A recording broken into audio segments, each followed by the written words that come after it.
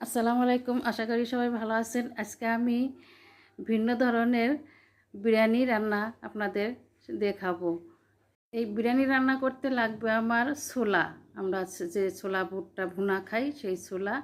আর লাগবে আমার আতপ চাল, যে চালের আমরা পিঠা তৈরি করে খাই সেই চাল। ছোলা আগে থেকে সিদ্ধ করে নিয়ে ধুয়ে পরিষ্কার করে নিয়েছি। আতপ চাল ধুয়ে পরিষ্কার করে পানি ঝরিয়ে নিয়েছি।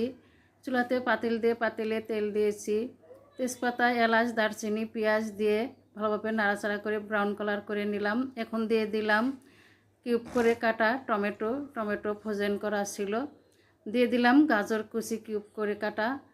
টমেটো, গাজর, পেঁয়াজের সঙ্গে ভালোভাবে নাড়াচাড়া করে মিশিয়ে নিলাম। এরপর দিয়ে দিলাম কিছু কাঁচামরিচ, রসুন বাটা, আদা বাটা দিয়ে সব কিছু ভালোভাবে নাড়াচাড়া করে কষিয়ে নেব।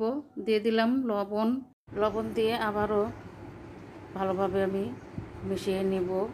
এখন দিব গুঁড়া মশলাগুলা, সামান্য মরিচ গুঁড়া, হলুদ গুঁড়া, ধনিয়া গুঁড়া, জিরে গুঁড়া, সামান্য পানি দিয়ে সব কিছু আবারও ভালোভাবে কষিয়ে নিব।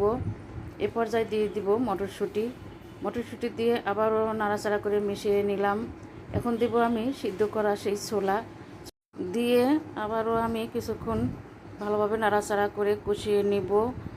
এ পর্যায়ে দিয়ে দিব আমি সেই আতপ চাউল দিয়ে ভালোভাবে নাড়াচাড়া করে খুব সুন্দরভাবে একটু সময় নিয়ে কষিয়ে নিব।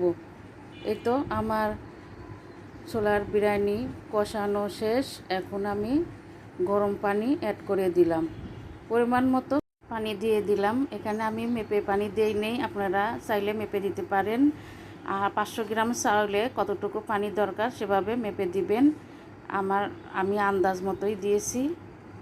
পানি দেওয়ার পরে যে গুঁড়া মশলাটা দিলাম, ওটা বিরিয়ানির মশলা আমার ঘরে তৈরি, ওটা দিয়ে দিলাম কিছুটা। এই তো আমার ছোলার বিরিয়ানি হয়ে গেছে। এখন আমি উপর দিয়ে কিছু ধনিয়ার পাতা ছড়িয়ে কিছুক্ষণ ঢাকনা দিয়ে ভাপে রেখে দিব। দেখেন ছোলার বিরিয়ানি দেখতে কত সুন্দর লোভনীয় লাগছে। আপনারা চাইলে বানিয়ে খেয়ে দেখতে পারেন ছোলার বিরিয়ানি খেতে কেমন হয়। রেসিপিটি ভালো লাগলে লাইক, কমেন্ট, শেয়ার দিয়ে পাশে থাকবেন। আল্লাহ হাফেজ।